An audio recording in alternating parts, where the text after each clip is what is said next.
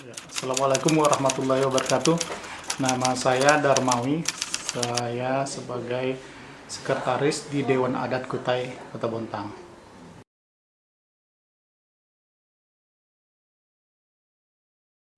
Ya, kalau kita berbicara suku pembuka pertama di Guntung, tentunya pasti di sana yang pertama kan Kutai ya. Ini berkaitan dengan sejarah. Kalau kita mengacu pada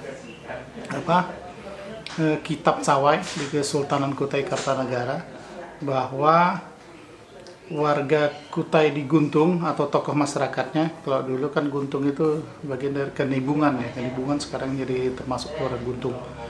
Tokoh masyarakat Kanibungan itu pernah diundang oleh Aji Batara Agung Dewa Sakti. Aji Batara Agung Dewa Sakti 1300 sampai 1325 ya kekuasaannya, dan dia mengutus petinggi jahitan layar bernama Kidohong dalam rangka mengundang tokoh masyarakat yang ada di Kanibungan untuk ke negeri jahitan layar, disebut pada saat itu negeri jahitan layar yang sekarang berada di Kutai Lama. Tokoh masyarakat dalam rangka pemberian nama Bontang. Menurut cerita itu kenapa diberi nama Bontang, ketika itu Kidohong itu berlayar ke daerah pesisir ini dari jahitan layar ke Bengalon. Itu beliau menemukan sekumpulan orang berikat kepala. Kalau di bahasa Kutai itu kan bolang, ikat kepala, artinya bolang disebutnya. Nah, disitulah dia ketika kembali ke jahitan layar melapor bahwa dia menemukan orang yang berikat kepala tadi itu, yang atau berbolang. Makanya diundanglah semua daerah-daerah kekuasaan Kutai pada saat itu, nah, termasuk Kanibungan itu, untuk penyeruan. Di situ disebut penyeruan nama Bontang.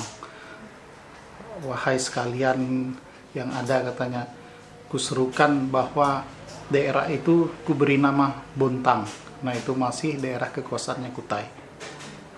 Kalau lanjutannya itu tadi kemudian 1782 datang lagi.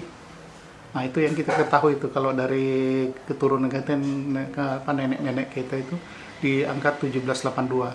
Kenapa mereka hadir di Bontang pada tahun 1782 itu? Karena ada peristiwa peralihan kekuasaan dari sultan, pada itu disebut sultan.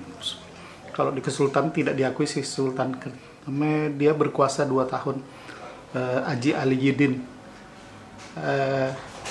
adik dari Sultan Idris. Nah, ketika peralihan kekuasaan kepada Haji Imbut, disitulah orang-orang ditempatkan, orang-orang Bugis, ada 200 pasukan orang Bugis ke arah Muara Mahakam, karena kerajaan Kutai pada saat itu yang di Jembayan itu pernah diserang oleh bajak laut, maka mereka ditempatkan untuk keamanan. Nah, warga-warga Kutai yang dari Tenggarong tadi, Kampung Panji itu ke daerah Bontang, daerah pesisir, mereka menempati, ada pada saat itu ada di Rinding atau sekarang Gunung Sari, sekarang itu di Kelurahan Bontang Baru. Kemudian ada yang menempati perkampungan di Lempake yang sekarang itu di Kelurahan Loktuan. Kemudian melahirkan beberapa 8 orang putra. Nah, salah satunya putranya bernama Ismail itu membuka lagi perkampungan di Kanibungan, dan putra lainnya ada membuka di perkampung di Pakuaji yang pada saat itu masih bernama Tanjung Belimbing. Nah, setelah kedatangan Aji Gau ini gelar Pangeran Kartanegara II atau sering disebut Pangeran Ratu II. Beliau ini kakak dari Sultan Sulaiman, yaitu pada tahun 1850 kedatangannya ke sini. Dalam rangka beliau ini diberi kekuasaan untuk memungut pajak dari Santan sampai Bengalon. Jadi mereka sempat singgah di Pakuaji itu, bermukim di situ, maka perkampungan itu dinamakan Kampung Pakuaji. Kalau Pakuaji itu artinya orang kuat sultan atau orang kuat raja, karena beliau ini kakak dari Sultan Sulaiman, seperti itu. Kemudian bertahap lagi. Jadi tahap 1, tahap kedua, ketiga tadi ada dengan adanya peristiwa gugurnya Awang Long yang kita ketahui pahlawan dari Kaltim.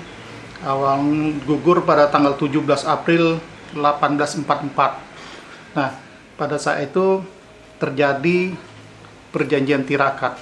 Artinya Sultan Kutai dipaksa untuk menandatangani perjanjian itu untuk mengakui kekuasaan Belanda. Nah, di saat itulah Sultan sendiri mengungsi ke daerah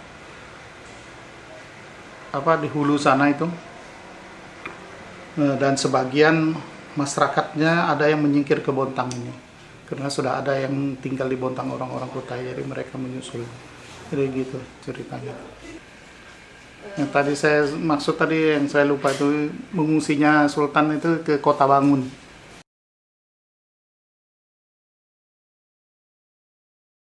Tentunya kita berharap Bontang ini selalu semakin maju ya.